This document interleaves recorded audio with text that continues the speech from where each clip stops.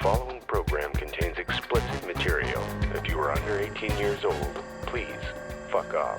Welcome to Spinnin' Yarns. I'm your host, Joe Amero, and I, for one, could have been dead many times over a long time ago. But for some reason, I'm still here. I've had a crazy life and met a ton of amazing people along the way who've inspired me. I'm going to invite some of these folks here to share some of their incredible and unbelievable stories with us. Who knows, we may even learn something along the way. There's way too much bullshit in this life. We need more real talk from real people. So sit back, chill out, and listen up, because we're spinning yarns. Hey, welcome back to Spinnin' Yarns. I'm Joe Amero. I just had a very interesting summer. I went off work on a sick leave / short-term disability situation as my post-traumatic stress disorder caught up to me after years and years of years. Yeah, they were some years. Long before this current toxic drug crisis, I was a heroin addict for about 10 years straight. I say heroin addict because it was predominantly heroin was my DOC, my drug of choice. But I also did a lot of morphine. I was addicted to down. Opiates, opioids, horse smack, Bob's your uncle. And Robert is your father's brother. I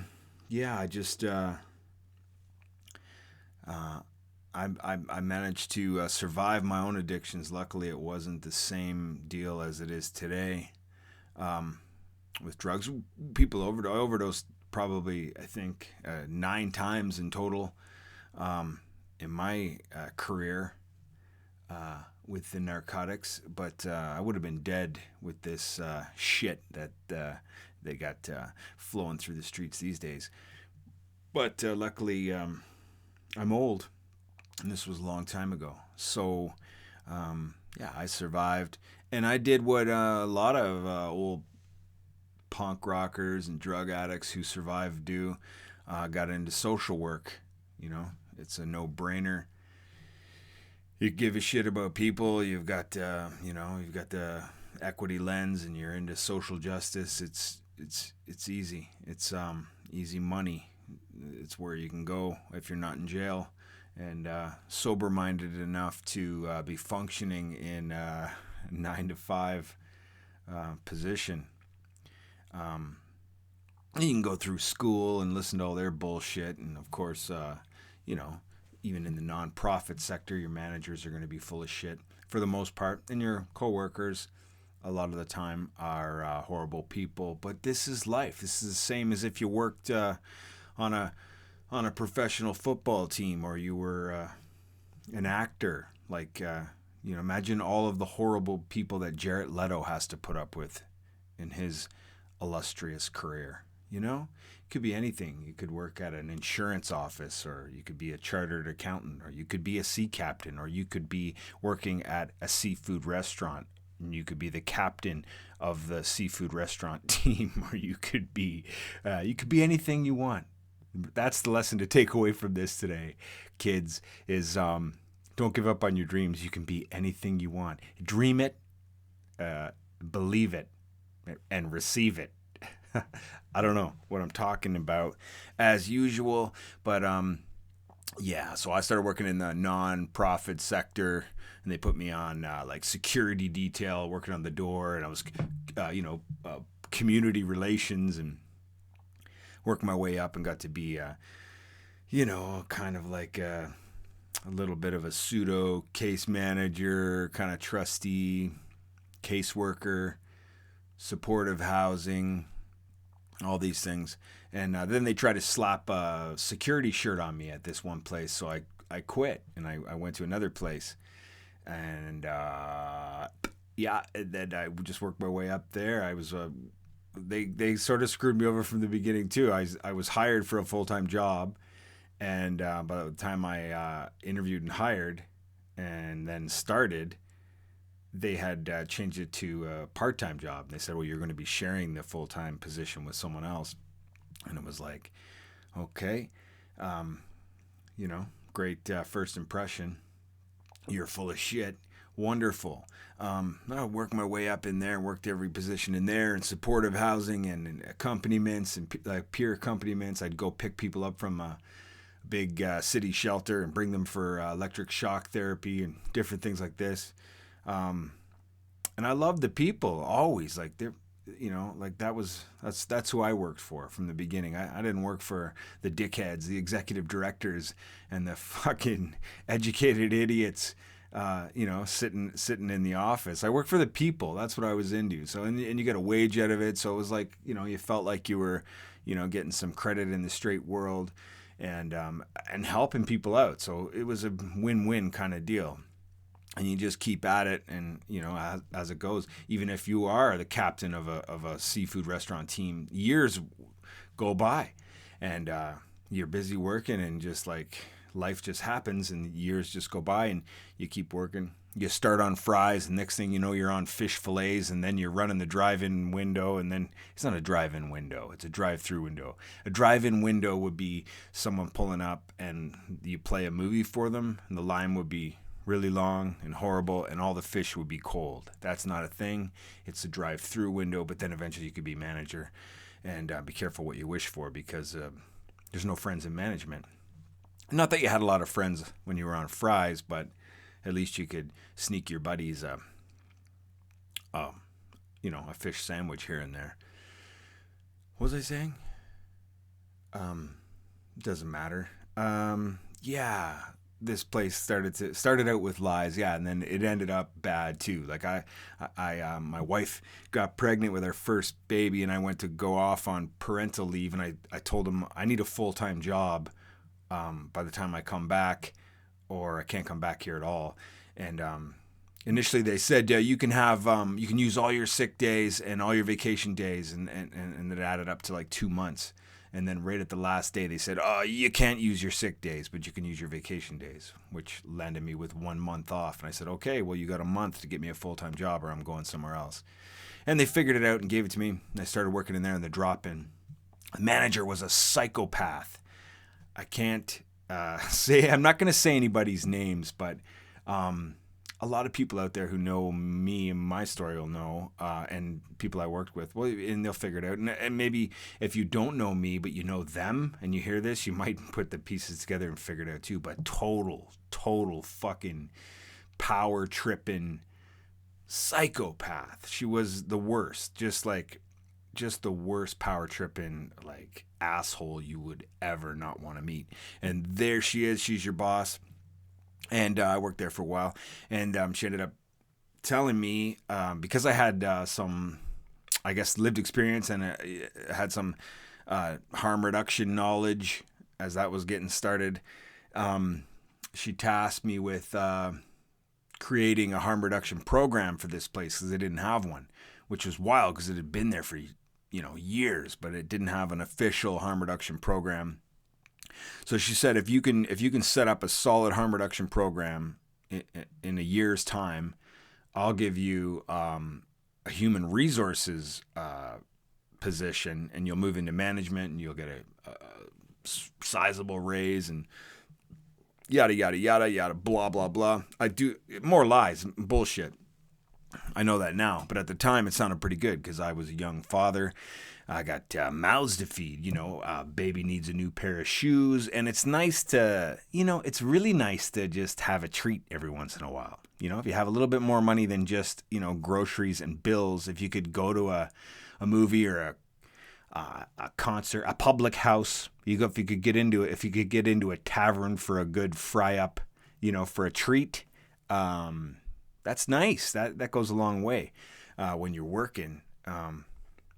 You gotta treat yourself. You want to move up that pyramid and get into some, real treats later. I'm not saying there's anything wrong with shelter or, food, shoes, friends, sex. showers. These are all things I enjoy. But you know, you want a little gravy on your fries. I like beef gravy on my fish. I go to 5th Street Fish and Chips, Lakeshore, New Toronto. Old school, newspaper wrapped. Best place in the whole damn town. That goes for all the libraries and schools too. 5th Street Fish and Chips is the shit. And I get beef gravy. And it's good on your fries. And it's good on your fish. Fuck tartar sauce. Beef gravy is where it's at. Don't knock it until you try it. I'm not the psychopath here. People calling me on my phone, ringing me on my celly while I'm trying to do a podcast, and I got you know, people love me. I'm not complaining. I'm just kidding. I'm trying to be funny. It never works when you try. It only works if you never give up. What was I saying? Yeah, I'm not the psychopath here. This manager. So like I do this harm reduction program. I get it all together, get it rocking, you know, get them like I don't know what it was, like $750,000 in funding. Busy, text me. Everybody wants my time. I just don't know what to tell you. I do all this shit, get this thing rocking, got, you know, kit making groups and all the regular stuff. And, you know, like, everything's great. We got a harm reduction program, got our own contracts, we got our own supplies. I'm making, you know, harm reduction kits for the supplies for safer use. And the year comes by, and then I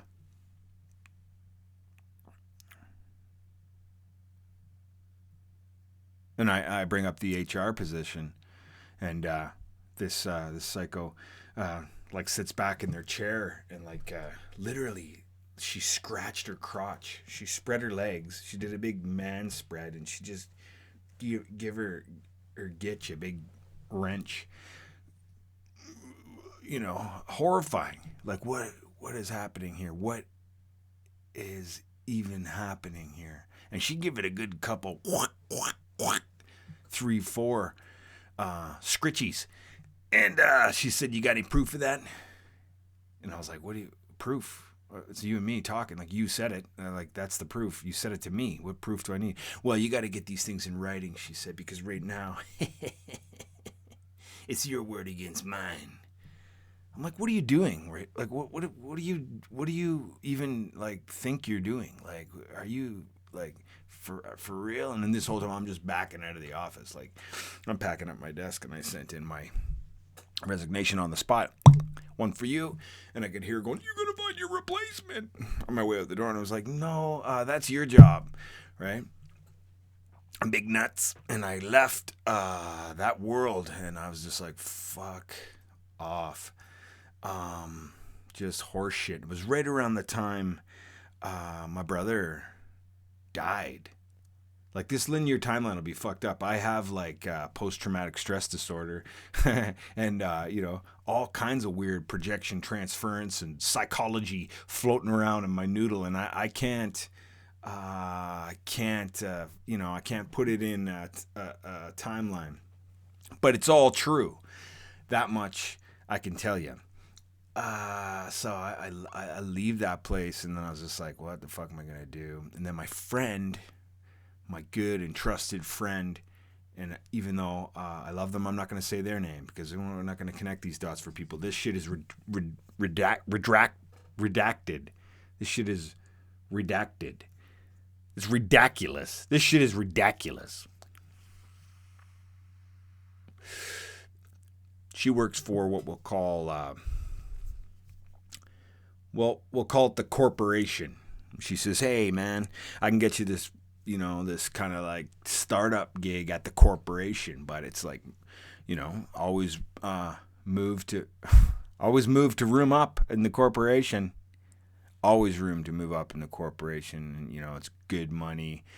And, you know, I was like, yeah, let's do it. I gave it a shot. I went in, this was for like a street outreach position. And I went in and got it. no problem, and I did it for a good couple of years because the money was pretty great. And although I was living in a different city than the corporation at this point, because I had to we moved out of corporation city to a different city that had some more affordable housing that fit our reality. So I'd commute to the corporation every day, and I did it for years because the money was pretty good, and I did it for so long that I ruined my hands. I ended up in physiotherapy doing hot wax circulation treatments and cupping and all this shit. My hands would suck in just from driving, just from repetitive motion. So it was like a carpal tunnel deal. So I'd had carpal tunnel up my arms. They wanted me to do the operation. They explained to me they got to slice you open and barrel that shit out, clean it out like a roto-rooter. I was like, I don't know. So I tried physio, doing all this stuff and exercises, but my hands, even when I write to this day, if I write, they suck in. They look like they ate something sour. I call them ghost bites because it's just like this big like crater pops into my hand. I never seen anybody else get it or hear of it, but I'm pretty special that way. That's one thing I got going on for myself is my fucked up hands. They're pretty spectacular. I'm not bragging about it.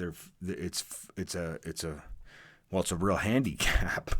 You can't even say that anymore. I don't know why I said that. That low hanging fruit, Anyway, I digress. We digress. We move on. We forgive, right? We're not, I'm learning. We're all learning. So I'm working in here, and it's crazy. I was like, working. The people you got to work with are a bunch of morons, and all the managers are a bunch of fucking morons. And they got us working for the Downtown Business Association, where the BIA will call them up and be like, I saw a man with a beard. I think he was homeless. And they'd be like, get over to this street and that street and look for a man with a beard. And it's like, whoa, are you serious? And then what? Like, offer him services or just get him out of the way, right? They put us in ski patrol jackets and we'd show up, and they admitted to me on several occasions that it was just an optics thing, just be seen. And then they'd be safe. And it was just like so pathetic. It was a crooked political agenda. It was a photo op for a crooked political agenda. And I was a part of it, but, had to get that beef gravy. So I did it. I admit it. I did it. I never kept it a secret. I did it. I worked for the corporation. I was on the ski patrol. I went around with the biggest. Some of the well, not the biggest, but like some of them were the biggest and the smallest morons you ever did not want to meet, and they put you with dangerous people who endanger your lives. Just like making bad decisions. And they'd always send me over to the, I don't know what we'll call it, the head office of the corporation, where someone was trying to get into the president's office. All kinds of weird shit. But I always pride myself on a good job. I feel like I've always been a company man that hasn't found the right company. I've wanted to just be loyal and just work and do my thing, but I keep getting hooked up to these, losers, and it just, it is what it is, and it's the same thing everywhere. I know things are tough all over, and it's not special to social work or my field. It's so you can probably relate, no matter what you do. Fucking assholes, right? So I'm working there, and I hated it so bad that I applied to another division in the corporation to get out of there, and nobody wanted to do this, and it was a tougher desk job, and there's a lot of training, computer training, a special computer system, a special corporate computer system that they used for this office job at the corporation, and I just did it just to get out of that ski patrol. Because it was horrible, and I got in, and they laughed because nobody passes the suitability probation. They either get sent back because they can't handle it, can't do it, or they crawl back, they run back because they can't handle it and they can't do it. But there was no way in hell I was going back, so I handled it and I did it. And I had to also grieve the corporation because they screwed me around on my money back at ski patrol, so I had to fight the corporation to get my money, and then it didn't end up coming back until I was at the desk job in the other division at the corporation, and just one thing after another. And then COVID hit. Unbelievable. You know how that went. And I guess it's coming back by popular demand. The COVID virus descended on the earth, and the Twilight Zone opened up, and everybody was stuck in a black hole. And it was fucking weird. So the office job closes up. Everybody goes home. I'm sent home, and I'm not going back. But then they say, because you've got experience with the ski patrol, you've got to go back to the old division and help out. So they put me in like strange places, like weird hotels and community centers, and just wild, right? But I kept telling them I can't do anything but nights because I live in a separate city, a different city, far away from the corporation. So I can only work overnights. Otherwise, I have no vehicle, so I'll be stuck, without transportation to and from the corporation. So that delayed it a bit as we watched it just like expand across the whole world. And I was just like, I was just like freaked out. Like, I don't want to go back into the corporation. I don't want to be on the ski patrol in the middle of COVID. I want to hide from people, like, But then they found me a gig in a community center, and I went in there, and just wild, 50 gals sleeping in a gym. Drake had donated a brand new gymnasium for this community center, and these 50 ladies were just laying in the gym, just pissing so much that the floorboards were just floating, and you could see the oval owl just floating in piss, and it was funny to me because I'm not a fan of Drake, but and he wouldn't care. He's got more money than brains anyway, so he what does he care? It was probably some tax write-off or something that people with money do. I wouldn't know. I'm not one of those people. But then we had to go to these hotels, and they were wild, and it was just crazy. It was just crazy after crazy. And I saw a kid get his shoulder cut off with a sword. Wild stuff. People jumping out of windows. It was wild. And they were so messed up. Like the boss at one of them was like, I found out they would. I can't even do it justice. I can't even tell you how fucked up it was. It was just the stupidest shit I've ever seen in my life. And I worked at a ham factory in Belleville. But this was, like the worst. And then one day I get an email that's like, you're coming back to the office job. So I was like, wow. And then I just go back, and the lights are all off. And I'm like, where is everybody? And they're like, oh, they're working from home. And I'm like, oh, cool. Can I work from home? Because I live the farthest from the corporation. No. Someone has to be at the office. I'm like, yeah, I understand. But does it have to be me? Because I actually live the farthest. And I know there's people in my cubicle section that live across the fucking street. So maybe they could come sit here in the dark. Where's the lights? Did anyone leave a note? Like, even an Airbnb will tell you, and they'll give you a little treat too, a little basket or something. There was nothing. I think they unplugged the fridge. It was weird. And so I was like, screw this. I'm out of here. So I started looking, other jobs in the corporation. And I found this place. And I was like, oh, and it was kind of like an entry-level management deal. And I was like, ooh, big fucking deal. But it's more money, right? So when you have a family, you're just like, this is my number one priority. Like, I'm already in it. I've been here now. It's years gone by. I'm here. What's the point of not having any money when I got then at this time I had two daughters with my wife, and so more shoes, more beef gravy, so I don't have to justify it. It was a fucking well-paying job, so it was like I never want to look a gift horse in the mouth. Whatever you do, you deal. When you have kids, you eat a lot of shit. That's the deal. If you have a kid, you're going to eat a certain amount of shit every day of your life. But that's all right. You don't mind. It doesn't taste as bad because you're eating it for them. So I go back and try and get into this management level deal. And I get in there, and everything's pretty cool. I knew a few people that worked there. I knew a few of them even from back at the beginning. And they had since moved into the corporation and were doing quite fine. So here I was. And, I met some new people that were really great that I keep in touch with to this day that I consider friends, right? There's a few of the coworkers that I had the privilege of working with there, you know, I have a great deal of admiration for. And the management at the time, wonderful. And they knew I had a harm reduction background. So they're like, hey,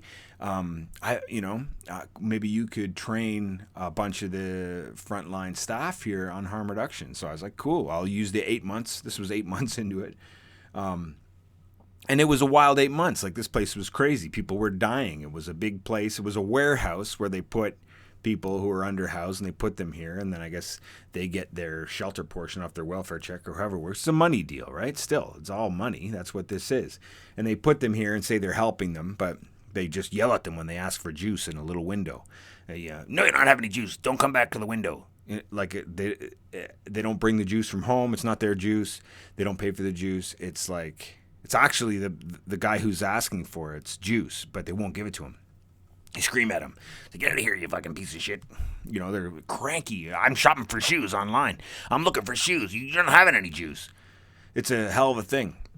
So I come in, I'm supposed to be in charge of this. People are dying. People are overdosing and dying. And, you know, it's wild, right? It's the wild, wild east.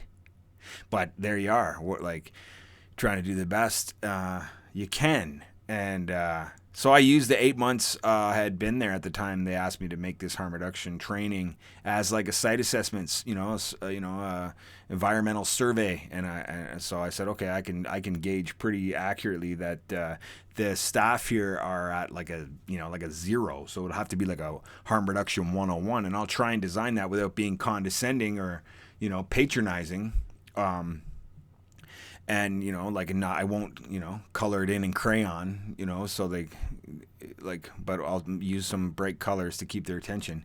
And I went in there and just basically told them, like, it is your job to do harm reduction. And they're like, I don't believe in harm reduction. And I said, well, that's okay, because harm reduction believes in you. Well, I don't believe in harm reduction because I'm religious.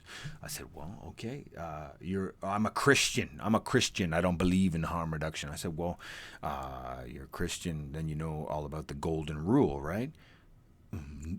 Crickets, right? Fucking dummies. Like, it's like, that's like the gold. That's like like the whole point of your religion is to do unto others as others would do unto you. Black Jesus, white Jesus, Hispanic Jesus, all the Jesuses, the Jesus said that. Like, everybody knows that. I even know that, and I'm a Satanist. I'm not a Satanist. Why would I say that? I'm not a Satanist. I don't belong to any church. I'm a Scientologist. I'm not a Scientologist. I'm a bad motherfucker. Shut your mouth. I'm telling a story. So I do this training, and it was just like it was a training for me to see the reaction on these people.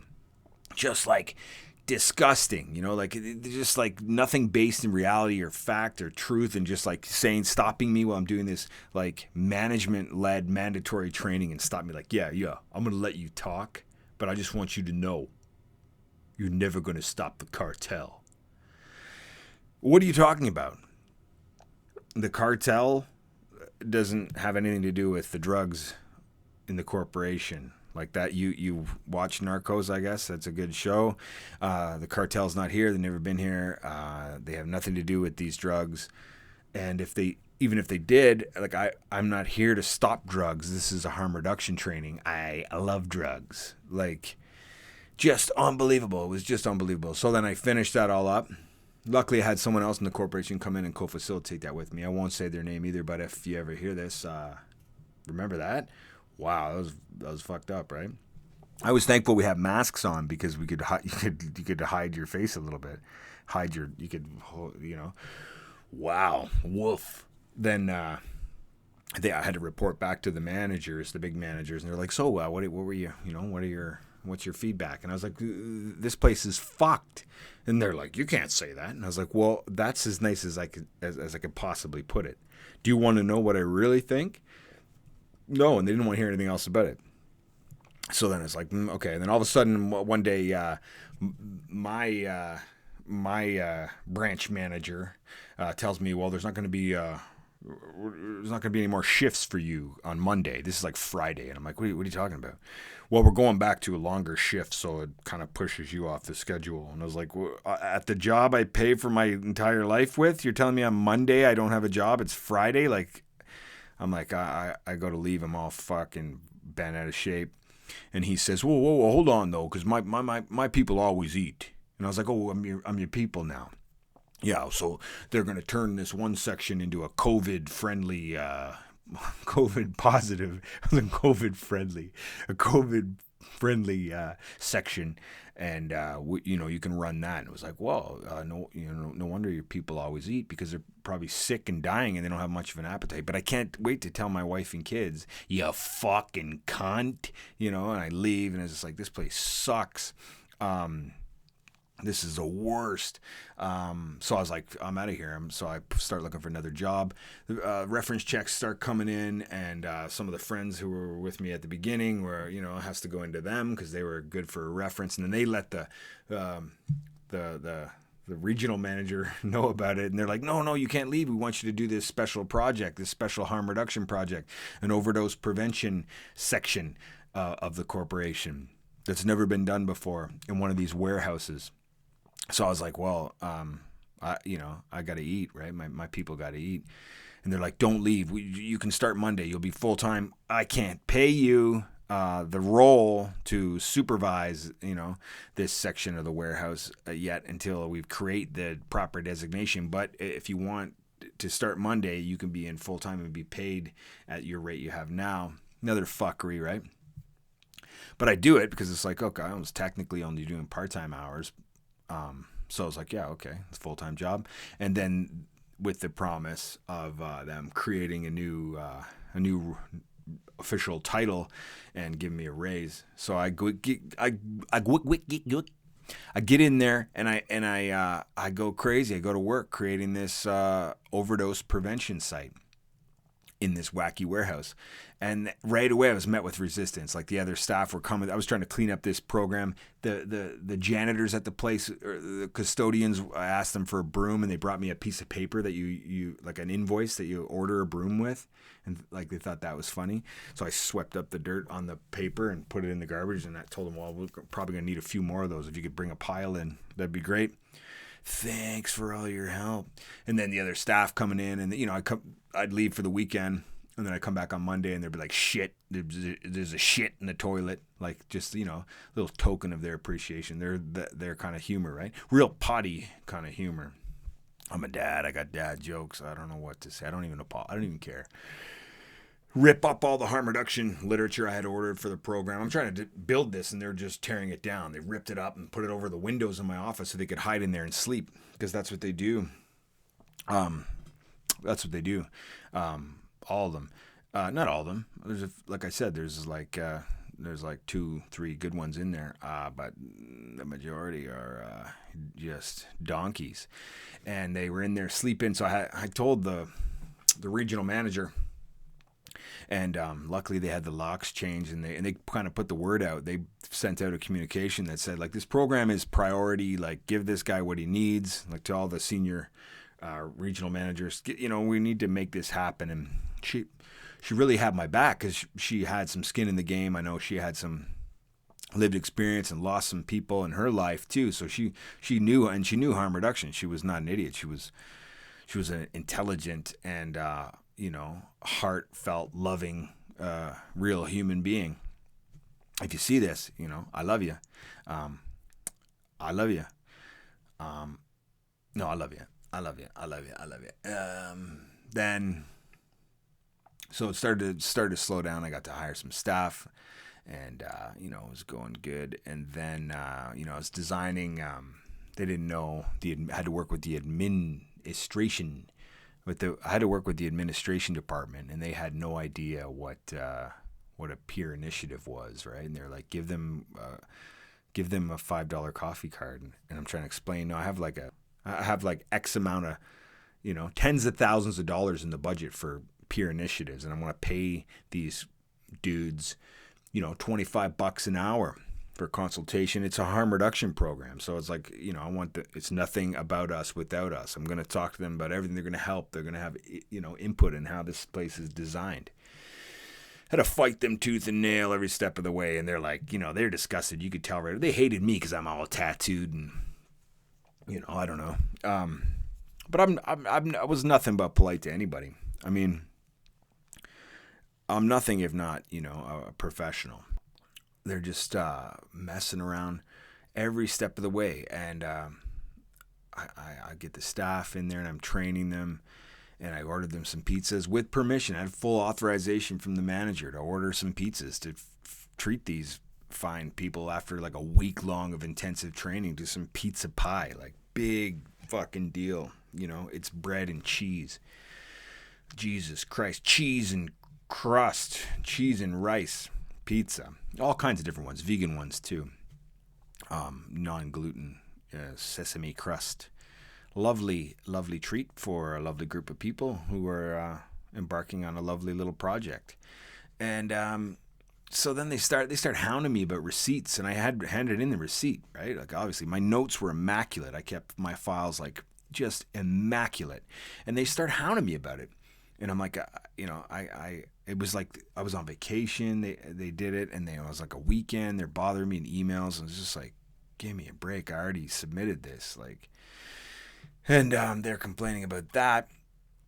And then I had to start getting money, drawing money from the administration department to pay, these dudes who I was consulting with, people who use drugs. I was sitting with them and talking with them, and I was paying them for their time. Because they were consulting. We were striking like, a peer advisory group and all these things, different peer initiatives that I had planned for this program. And I had took out $100 and then gave the reconciliation with the receipts and the signatures. And then I went back for 200 more. And the woman said, well, here, maybe I can just explain it to you like this. I'll read you the redacted investigation papers and see if that's not completely boring. They say once you stop looking at something through the lens of what you want it to be, you can see it for what it truly is. Dramatic. So this investigation begins. I had a great vision for the wacky warehouse overdose prevention site and have worked tirelessly as a labor of love on every aspect of the program and cherished the opportunity to save lives.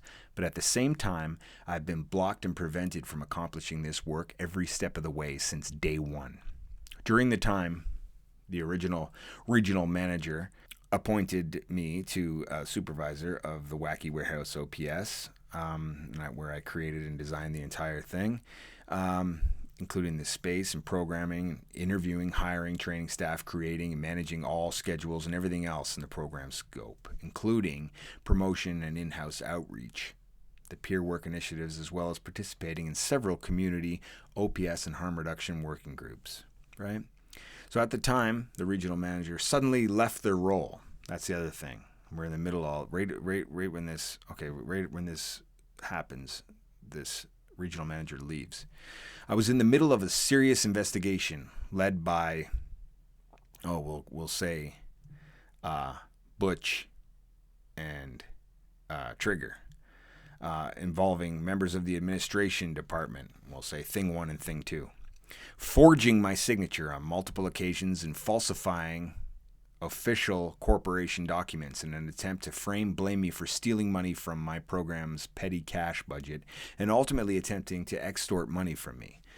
And now, I'll read you this. I'm trusting in the investigation process for this matter. I'm extremely interested to see what the end results will be and what exactly will be the repercussions and consequences of these events. As far as keeping emotions out of it, and remaining unbiased, I will leave that to those in charge of the investigation. As far as I'm concerned, something very immoral and illegal has been done to me here, with zero concern for what the ramifications would be for my career, reputation, family, future, health, or well-being. I will be taking this personally.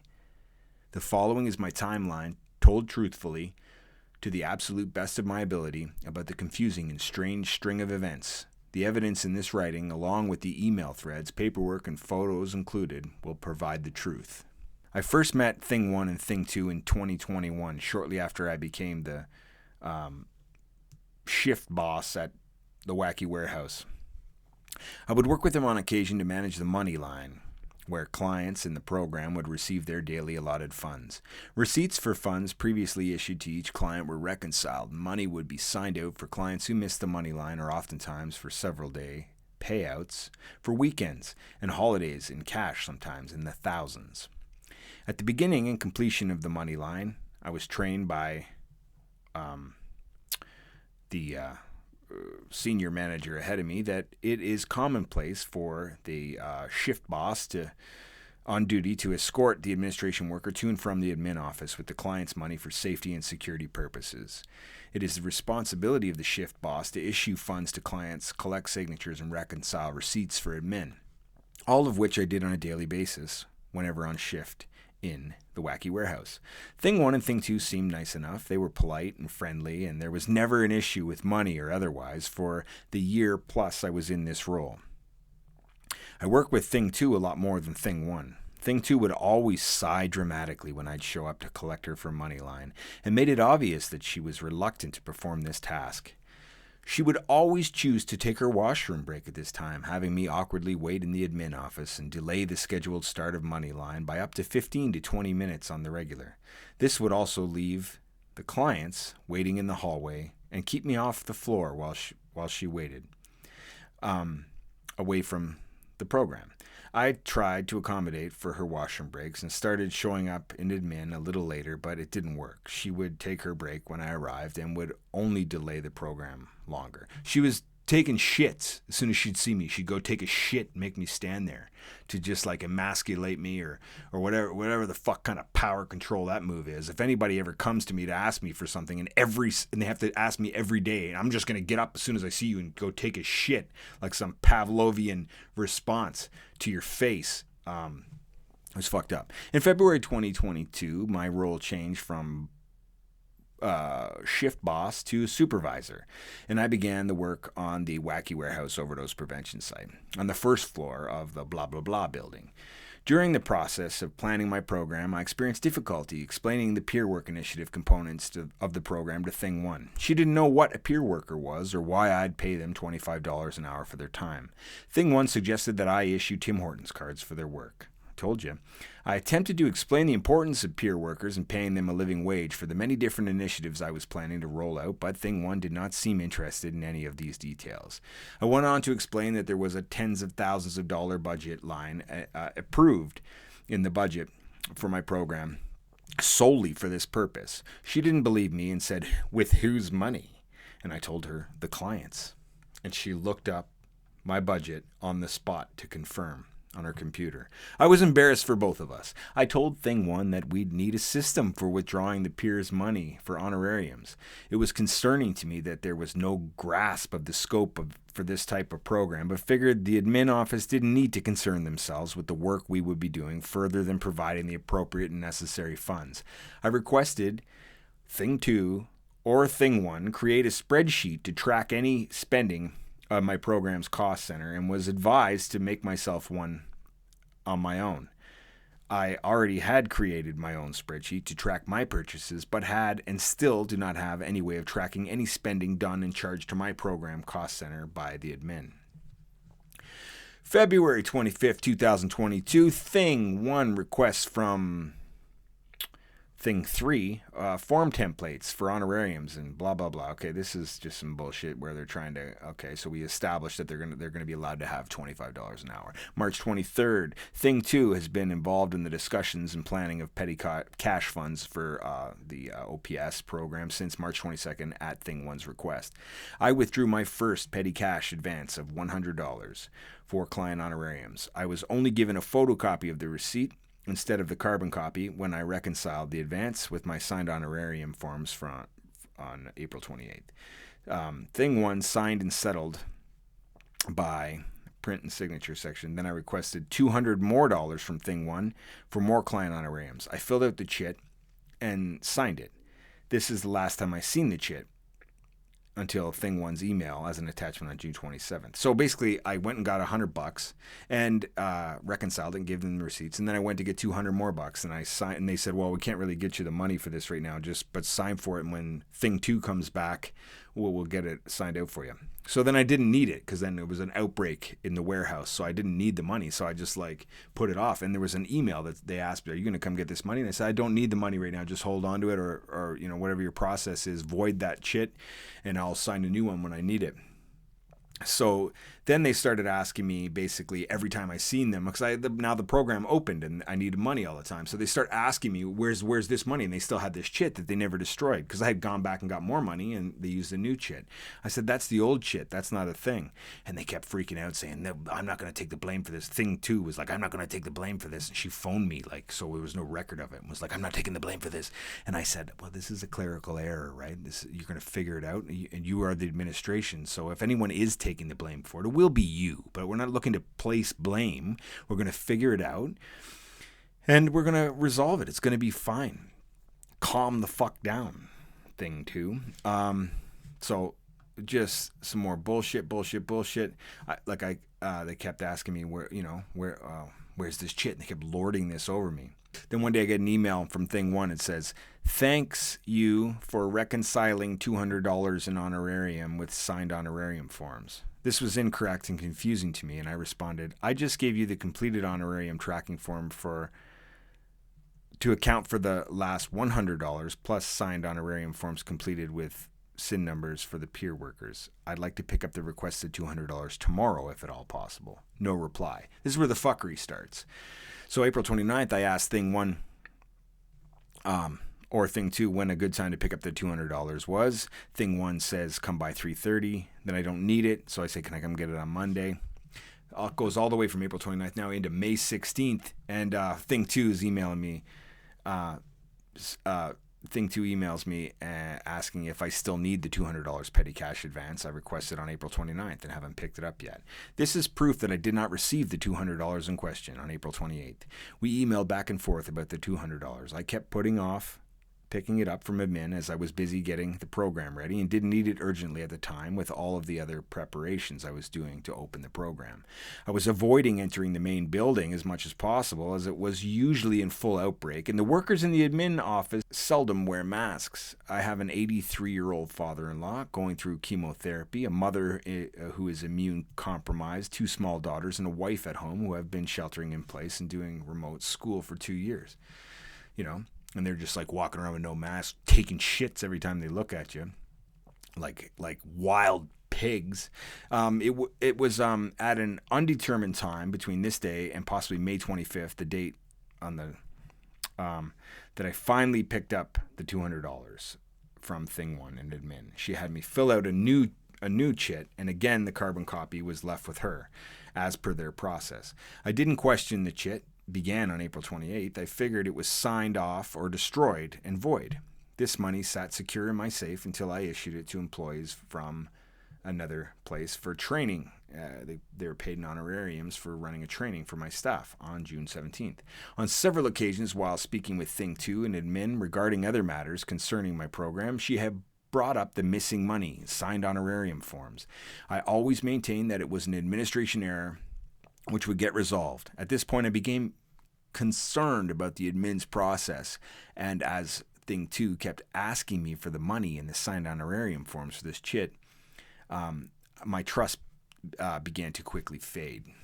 So on June 7th, 2022, I spoke with Thing 2 in the admin office regarding another matter, and she again began to ask me about the money and signed honorarium forms to reconcile the chit from May 2nd, which had the date changed to May 25th.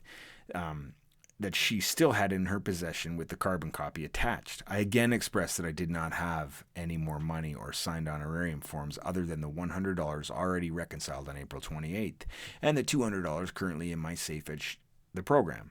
Thing 2 said she would speak to Thing 1 and that she wasn't going to take the blame for this. I stated that I didn't believe it was a matter of blaming anyone and only a clerical error that we would get to the bottom of.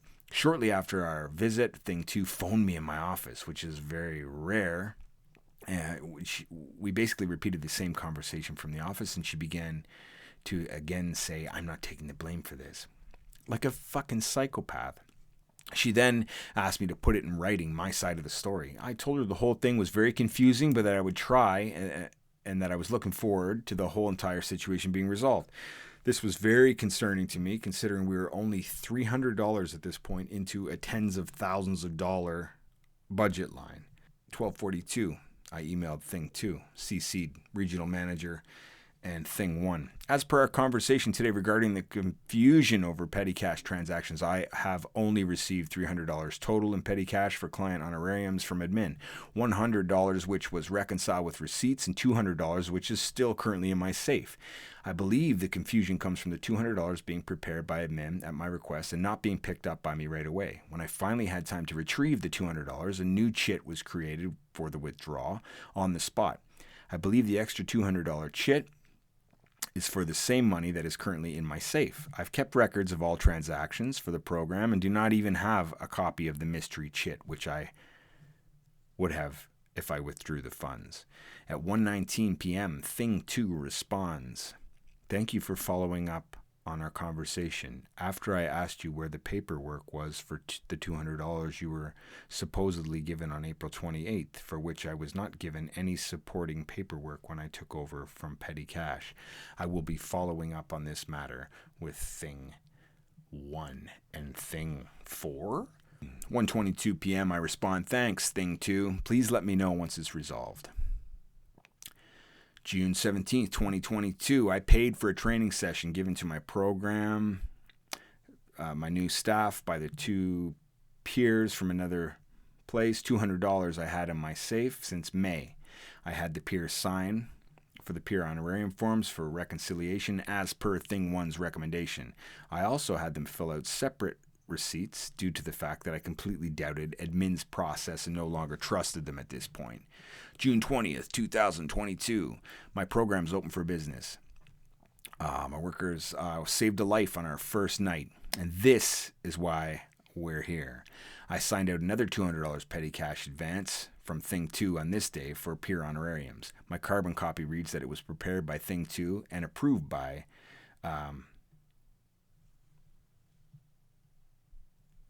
Butch.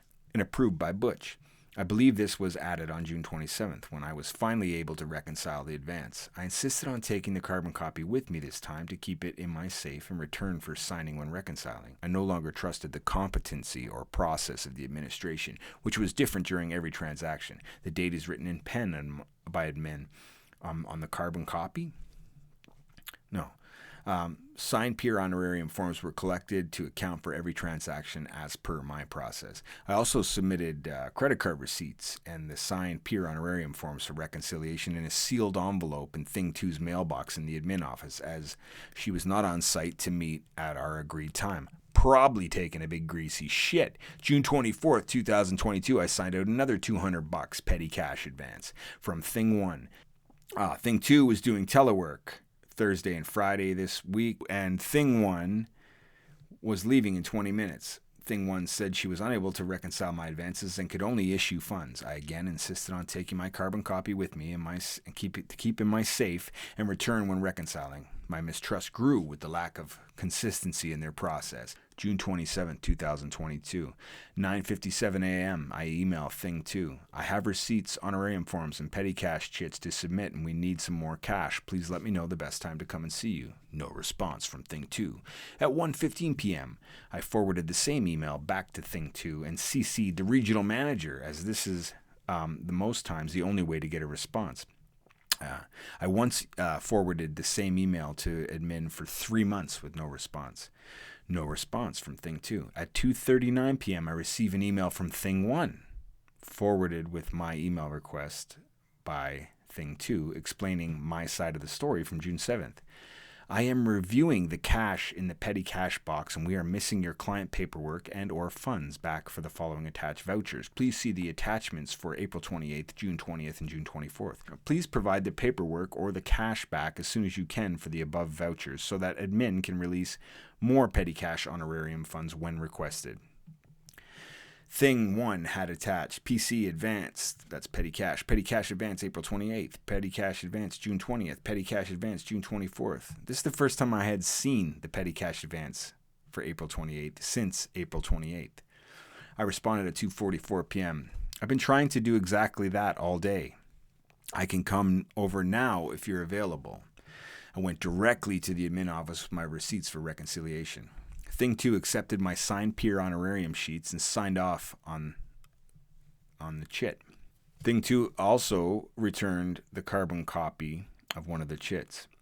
This is the chit that has always been in their possession and in question. At this time, I requested another advance for my program, and Thing 2 brought up the missing money, to which I again told her I never had the money and reminded her that this was a clerical administration error. Thing 2 again said, I'm not taking responsibility for this, and we went to speak with Thing 1 directly. Thing 1 took one look at me, crossed her arms, and smirked, and I swear to God, I thought she was going to manspread and just scratch her quiff like the old psychopath from Parkdale. But she didn't. But I was taken back by this body language and attitude immediately. Thing 1 said, if you don't have the money, then why do we have your signature? I said, that's a great question, but on my children, I never had that money. Thing 1 didn't flinch and continued to smirk at me. This time I thought for sure she was going to give it an old once over. I looked at Thing 2, who quickly repeated, I'm not taking responsibility, and stared at the ground. I asked them where we go from here, and Thing 1 said, you either give me the money or the receipts, or you don't get any more money for your program. I pleaded that I don't have the money because I didn't take it, and I didn't have the receipts because there was never any money. I asked them who we can speak to and what happens next, and Thing 1, still with her arms crossed, sitting back in her chair, smirking, repeated, you either give me the money or the receipts, or you don't get any more money for your little program.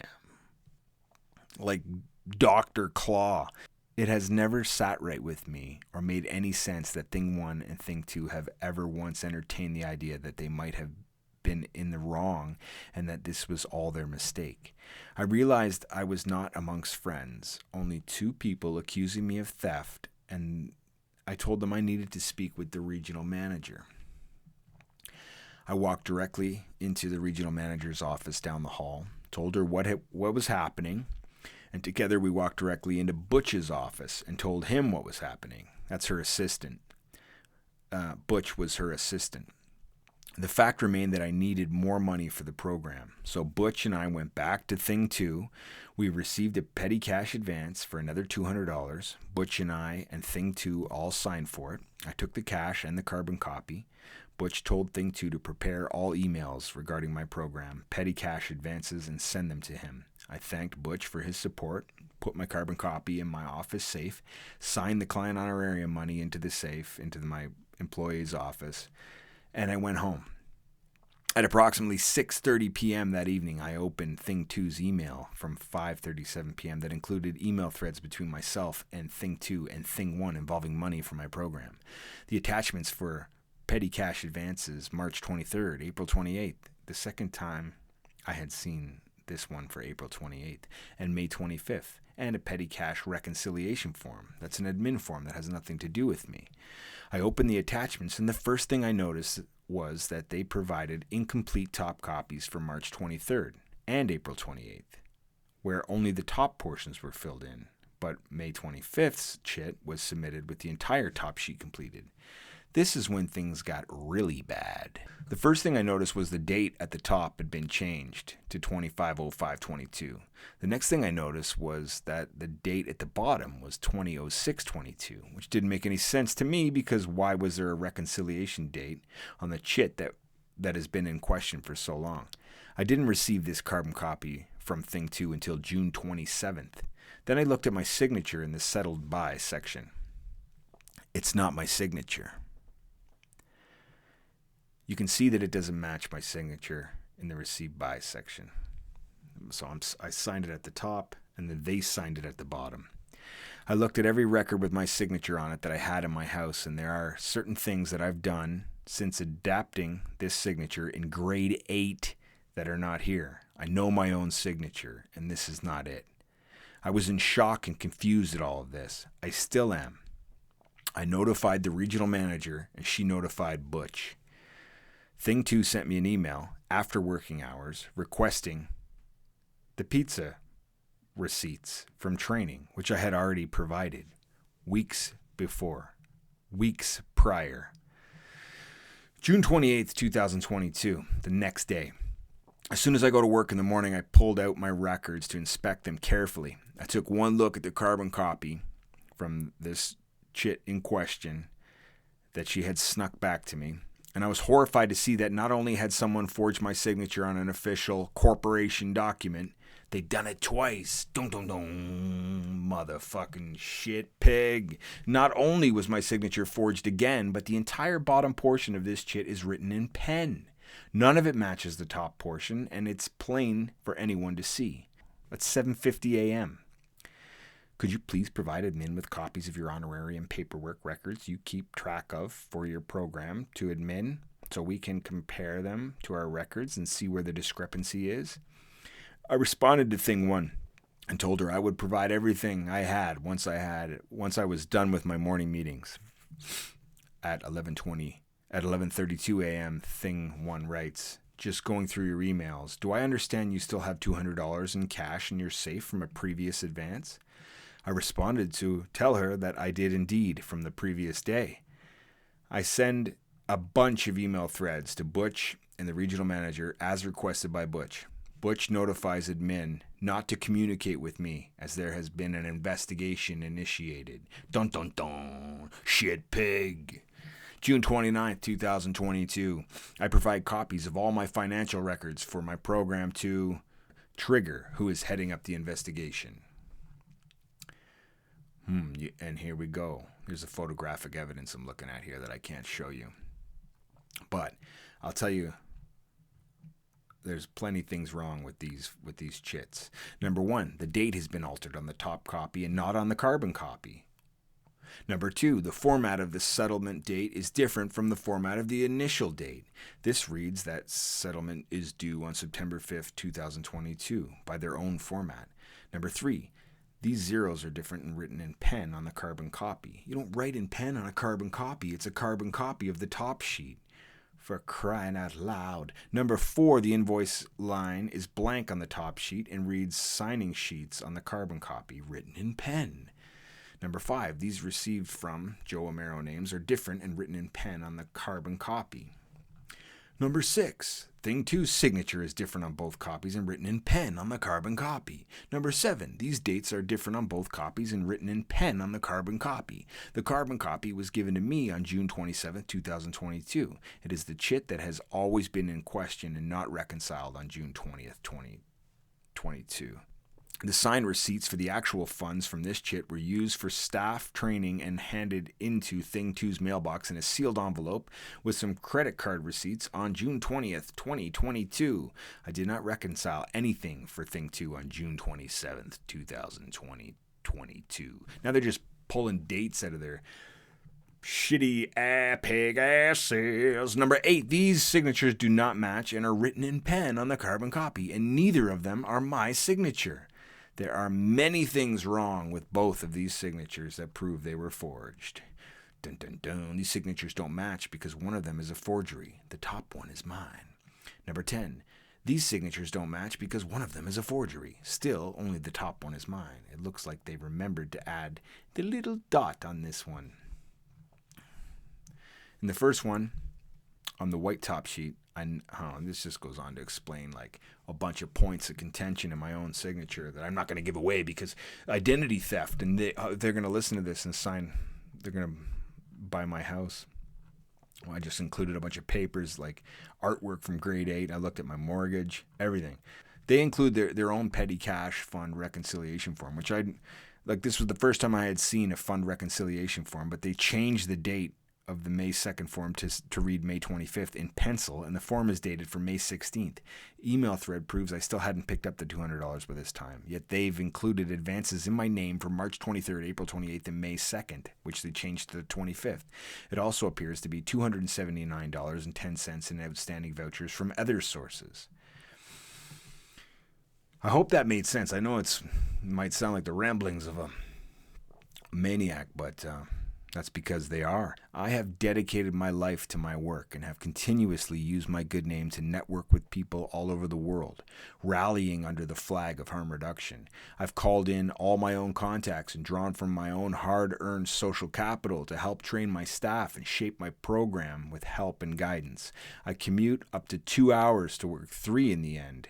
3 hours each way. And have watched staff resist, refuse, and ridicule my efforts. Many people in this work culture do not subscribe to the harm reduction philosophy and would love to see my program fail. Maybe even go as far as to sabotage the entire thing. Everyone knows I designed this program and it wouldn't be anywhere near where it is today without me.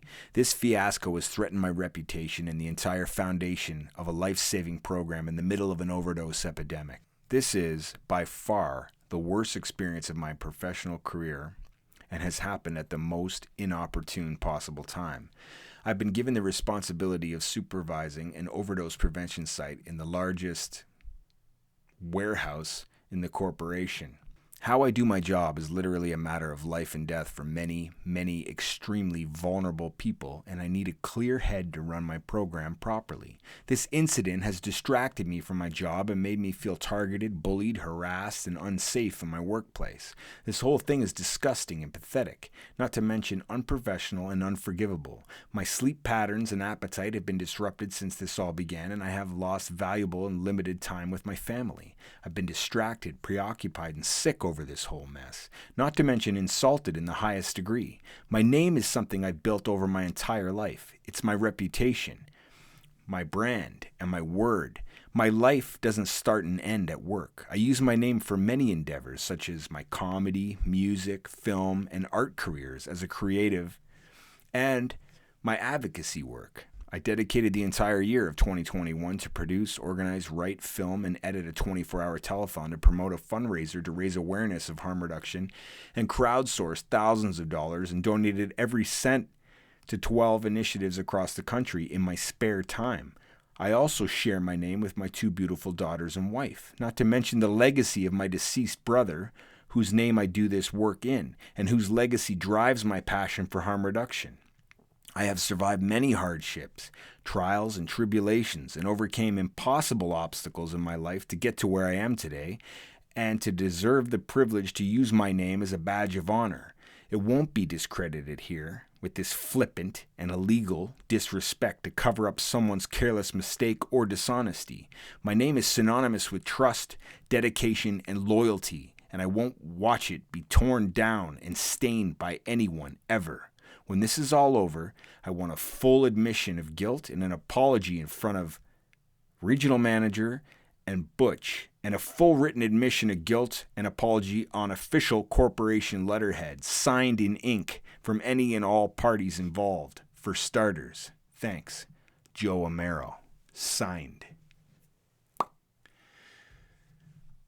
What I really told him was that I wouldn't be happy until they were fired and couldn't find work anywhere but H&R Block kiosk in a mall in Thunder Bay, and they would have to share a bachelor apartment. The outcome of this investigation was beyond unsatisfactory. Here's what they did after it was all said and done. Butch and Trigger bring me in an office and read this to me. They put this in front of me where I could read it, and then proceeded to read it to me. Joe Amero, Program Supervisor, Warehouse Overdose Prevention Site, regarding investigation outcome.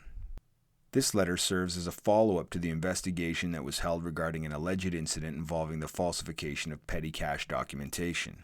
After reviewing the evidence and taking into consideration information provided by all parties, we were able to confirm findings that substantiate the claim of falsifying signatures, but were unable to verify and confirm the person responsible. During the course of the investigation, gaps in concurrent procedures were identified and recommendations are being drafted to ensure that we are consistent with best practices as it relates to petty cash distribution, including an escalation procedure. And then it goes on to say a bunch of other bullshit, gaslighting, pig shit, right? So they left thing 2 in charge of my payroll, right? Like I said, the outcome of this investigation was beyond unsatisfactory, as one of the people in question has remained in charge of my personal payroll and has severely disrupted my proper pay now 3 times to date. On June 21st, 2022, my paycheck was direct deposited into my account for the amount of $294.83. I opened that up at home to send to my wife to go get groceries while I was sick with COVID. On September 15th, 2022, my paycheck was direct deposited in my account for the amount of $0. And I'm reporting this to the regional manager, to Butch, everybody, Trigger, and I'm saying, like, do you think this is a coincidence? Like, this investigation is on and then this is happening?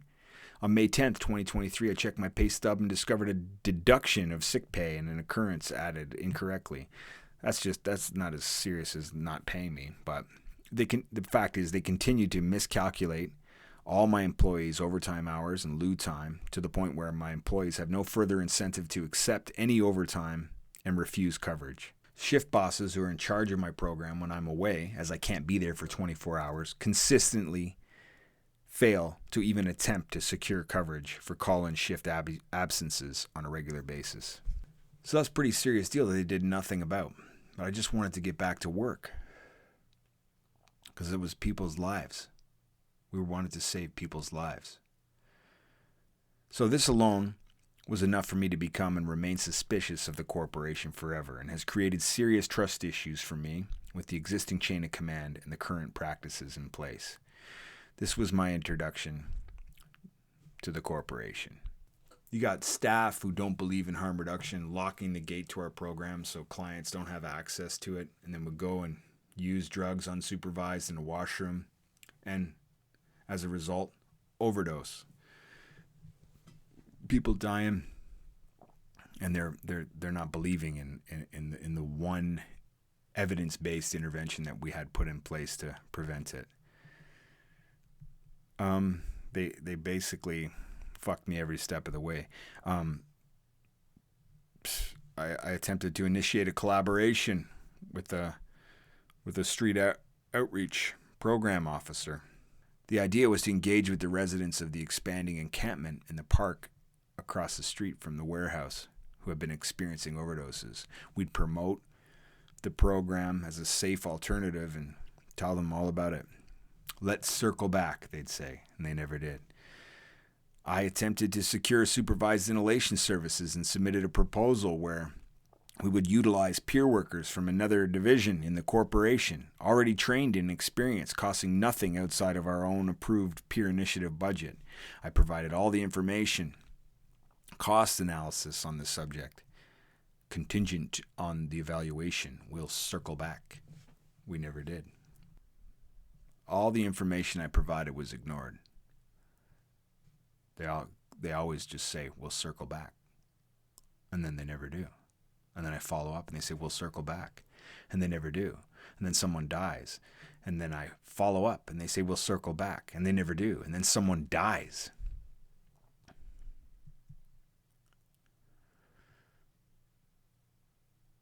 September 26, 2022. JB died from an unnecessary fatal inhalation overdose. May 26, 2023. WH died from an unnecessary fatal inhalation overdose. May 29, 2023. MFWK died from an unnecessary fatal inhalation overdose. And on Tuesday, June 20th, 2023, TR died from an unnecessary fatal inhalation overdose. All residents of the warehouse. I've attempted to open the program to other warehouses in the corporation and possibly for the warehouse across the street, or even to the public. Something requiring only divisional approval and a small amendment to our existing exemption. We'll circle back. We never did. I've attempted to secure an amendment to our existing exemption to allow for staff to collect drug samples and transport to another division for testing. Information provided to the Big Cheese was ignored. The Big Cheese has ignored my emails since they took over for the regional manager, beginning when I requested for admin telework 1 day a week to create program schedules off-site and undistracted, as I'm the only program supervisor who does their own schedules. If I ever do receive a response from the Big Cheese, it's just to tell me that we'll circle back to the issue, which he never does. If I bring up something important regarding the program in a management meeting, the Big Cheese suggests we take it offline, which he never does. This is no way to operate and has caused me great hardship professionally and personally. Butch has been assigned as my direct supervisor and handles my monthly one-on-one check-ins. At our last meeting, Butch solicited an apology from me to the Big Cheese. Butch said the Big Cheese was quite upset that I went over his head. This was a result of me asking a manager of another division about a drug checking service to create a partnership for drug sample testing at my program, something that every overdose prevention site in the world does. I was told I needed to send some paperwork to the drug checking service to begin the process of making a small amendment to our existing exemption that would enable our staff to properly collect samples and be allowed to transport the samples to the other division for testing legally. I was told that this was at the supervisor's level of authority, so I sent the requested paperwork. A simple floor plan of our OPS and the location of our safe was all that was requested. An email came back from the ministry requesting the Big Cheese's signature, along with a list of questions that have not been properly addressed by the Big Cheese, including where we were at with the supervised inhalation component. I then forwarded the email to the Big Cheese, who did not respond, until his indirect solicited apology requested through Butch. I explained all this to Butch, sent my explanation/apology to the Big Cheese, to which he didn't respond to. More importantly, the Big Cheese has still not responded to the drug testing piece, a very important part of an overdose prevention site, and harm reduction in general. The Big Cheese also ignored my request from months earlier to test any and all paraphernalia left over from overdoses in the bedded programs of the warehouse. The way you get raises in the corporation is a performance management program, where they give you doesn't meet expectations, you get 0% raise. Meets some but not all, 1%. Meets expectation, 2.5% raise. That's the standard that everybody gets. And then exceeds expectations, 4%. So you wait all year. That's the only time you get a raise in management. You don't get any overtime. You wait for this fucking thing.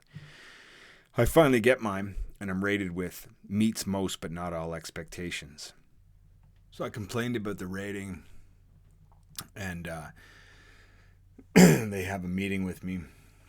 Funny they didn't want to circle back about that. But the Big Cheese and Butch get in there and make me fight for my supper. And basically, the Big Cheese threatened me. He said that this doesn't go in your permanent record. But you know it does? Discipline. It was like, ooh. Spank me, daddy. Fucking morons. They changed it anyway. Just the worst place. Way worse than the Belleville ham factory. I'm telling you. Way worse. Yeah, all we were doing is saving lives, you know. We got it from the property services. They wouldn't come clean it. They'd leave it go dirty. Where we had created this beautiful, sterile environment in the wacky warehouse where clients wanted to come because the rest of the place was so fucking nasty. And even the head of the nursing left us without oxygen, you know. It's like all these stupid things. Admin forged my name, like I just explained in great detail. Frontline staff openly voicing their non-support for harm reduction and the program in management-led meetings, closing the gate. And then the management continuously ignoring my emails and refusing to speak to me regarding the program, leaving the program dangerously understaffed, while limited employees face irreversible burnout and fatigue, avoiding and ignoring my every proposal for safer supervised inhalation and drug testing to further save lives, all while clients continue to die preventable deaths. Just started to keep me up at night. It was really affecting my life, and it wasn't fair. I was worried about the program being closed after, I didn't want to mismanage the client's expectations. All these things, all these thoughtful things that harm reductionists and social workers in the field who work with their heart, the way they think, that these people at the corporation, they don't get that because they don't work with their hearts, right? They work with their wallets. They're poverty pimps, driving self-parking cars while people die. People die and they don't even acknowledge it. They don't know their names. They don't even care. And it was enough for me. We had an anniversary party for my program. And a client at the warehouse died. Another client overdosed, and when we went out to respond, there was a shift boss who's supposed to respond now with oxygen, instead just standing, looking at the overdosed individual smoking a cigarette. Nothing against cigarettes, but there's a time and a place. They did all these things. It's like sabotage. It's like conspiracy, right? You lay awake, you take it home, you drive for 3 hours, and then you get there and your emails are ignored and someone dies. And you can only do that for so long. It all catches up with you. When my brother died, I took some short days off work to go have him cremated and bring him home. And then I was back at work making harm reduction kits. And then my best friend, my brother James, died from this shit. Overdoses. It rips it back. It rips it back. It rips the scab back. It never heals. Your clients who you love, in their own way, they die and it rips it back. It rips it back. And the sustainability of the frontline worker is not respected in a corporation. They don't care. You could die at your desk of a fucking brain aneurysm, hit the deck, and they just wheel you out to the front of the building in your office chair and leave you there for the ambulance. They probably wouldn't even get a new chair. They'd bring the chair back. They probably care more about the chair and have your seat filled the next day. But I honestly believe that all of this shit, I believe it to be the workings of collective attrition and constructive dismissal. I've been targeted, pushed, and provoked for far too long, and I refuse to accept it any longer. My hope is that somebody knows what is really going on, and they will choose to actually do something about it.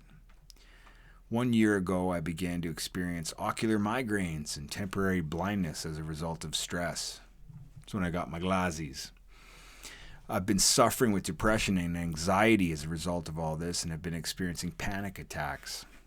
I'm not supported in my role as supervisor of the OPS at the wacky warehouse.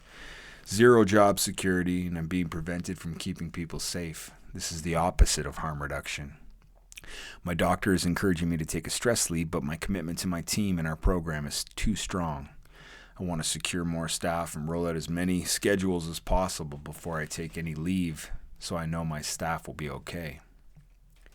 How could I trust the program in the neglectful hands of this management? They won't let me fire someone who is a complete liability to themselves, the staff, the program, and the clients, and they won't let me hire anyone, which is a complete liability to themselves, the staff, the program, and the clients. I also fear the repercussions of exposing all of this. If it has been this bad now, what will happen once I speak up? As a result, I've begun to look for work elsewhere because I feel as though my career with the corporation has been blocked as I'm slowly choked out. My reputation in the global harm reduction community is at risk with my name attached to a status quo program failing to do everything possible to help the people it serves. I refuse to be complicit. I'll lose my rate of pay, comprehensive benefits, pension, the program that I built from the ground up, and the career I've worked so hard for. Why? You know, harm reduction saves lives. And the big cheese made the sunshine list with $141,769.58 salary. A 19.97% increase over their annual salary last year. And they threatened me with discipline over a 1.5% increase. We see you. We see you. Today's August 31st, 2023. International Overdose Awareness Day. This morning, I tendered my resignation, and I'm pursuing other options. I don't know where I'll end up, but you can rest assured I'm going to be fighting the real enemy. I'll see you next time on Spinnin' Yarns. Spinnin' Yarns is brought to you by Hi-Fi Umbilical Productions. We're 100% DIY with zero tolerance for intolerance. Spinnin' Yarns is recorded on stolen land in front of a live studio audience. You can connect with us on Facebook, Instagram, Twitter, YouTube, Gmail, and Linktree at Yarn Spinnin'. Please like, follow, and share to show your support. We're building this together. Spinnin' Yarns is available on Spotify, Apple Podcasts, and everywhere else you kids go for podcasts these days. Check out our Patreon if you'd like to help out the show, and you can always find us on the web at our landing site, joeamero.com. If you'd like to be a guest on the show, reach out. Let's shoot the shit. We're just spinning yarns, connecting with respect and respecting the connections. Peace be with you, and let the peace be known.